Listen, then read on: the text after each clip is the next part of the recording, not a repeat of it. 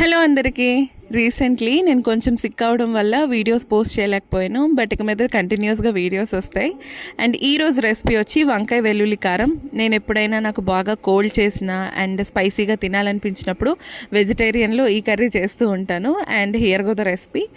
First ఒక mixie జార్లో ఒక పెద్ద సైజ్ ఆనియన్, కొంచెం తెల్లుల్లి, ఒక 5-6 ఎండుమిర్చి నానబెట్టుకొని వేసేసుకోండి. తర్వాత కొంచెం జీలకర్ర, సాల్ట్ వేసి బాగా మిక్సీ పెట్టి పట్టేసుకోండి.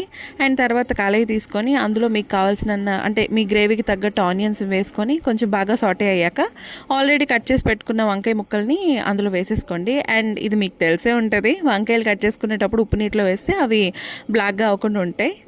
సో ఆ ముక్కల్ని వేసేసి కొంచెం సాల్ట్ వేసేసి బాగా కలిపేసి సిమ్మర్లో ఒక 5 minutes ఉంచేయండి. సో దట్ వేగంగా మగ్గిపోతాయి అవి.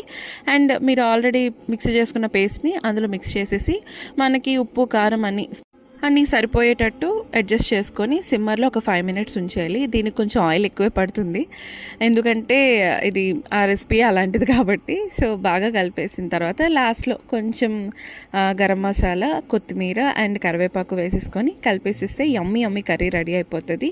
మీరు కూడా ఇంట్లో ట్రై చేయండి, డెఫినెట్లీ నచ్చుతుంది.